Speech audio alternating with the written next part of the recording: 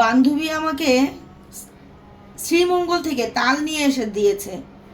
সে বলেছে সে নাকি অলস, এই জন্য তালের বড়া বানাতে সে পারবে না, তাই আমাকে দিয়েছে তাল এনে, বলছে তুই বানাই নিয়ে আসিস।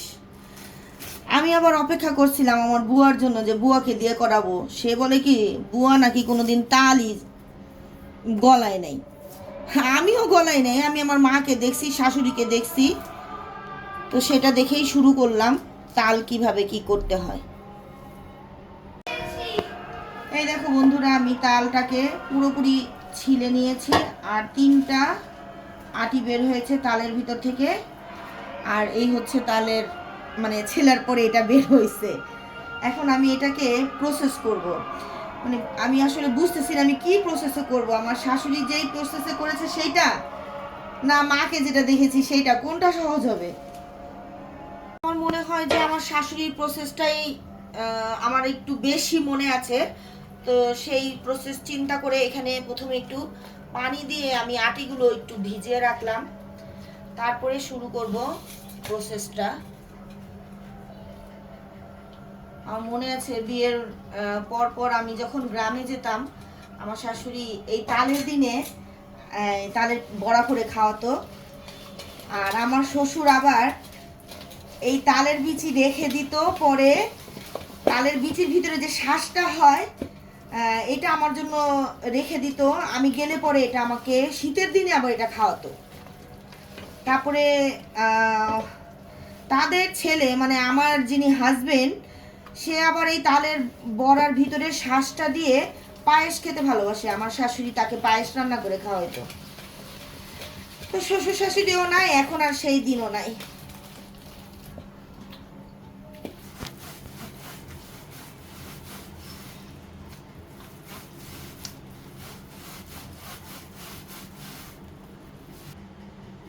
দেখো বন্ধুরা, আমার কিন্তু তালের বিচিগুলো সব ঘষা হয়ে গেছে এবং সবগুলো তালের রস একদম বের হয়ে গেছে।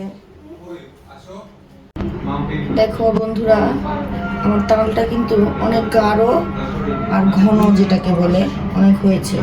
এটা আমি পানি দিয়ে গুললে কিন্তু এতটা গাঢ় বা ঘন হতো না, পানি পানি হতো। তো আমার শাশুড়ির এই গোলানো পদ্ধতিটাই আমার কাছে খুব ভালো লেগেছে। এখন আমি এখানে চালের গুঁড়ি দিয়ে দিব পিঠা বানানোর জন্য।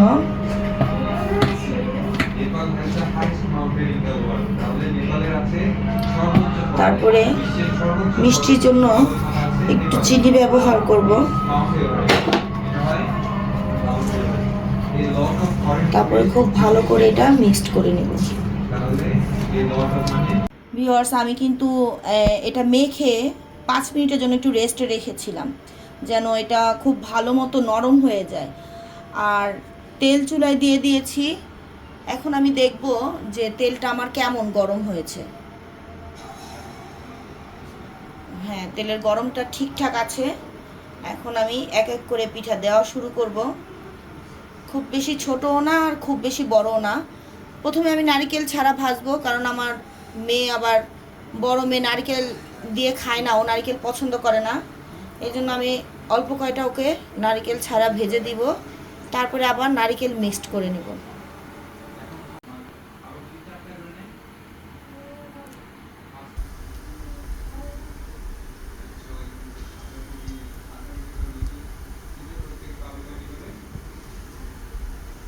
নারকেল ছাড়াগুলো কিন্তু আমি দিয়ে দিয়েছি, এখন নারকেল কোরানো সহ দিব।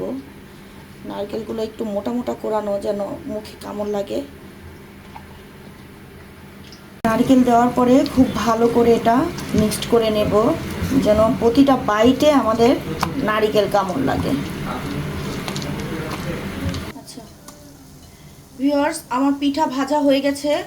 একদম শেষ পর্যায়ে আমি ভিডিও শর্টটা নিয়েছি, তো একদম শেষ। এই ছিল আমার তালের বড়ার পিঠা। পিঠাগুলো আমি একটু অন্যমনস্ক হয়ে গেছিলাম, তাই কিছু কিছু পিঠা একটু বেশি ভাজা হয়ে গেছে।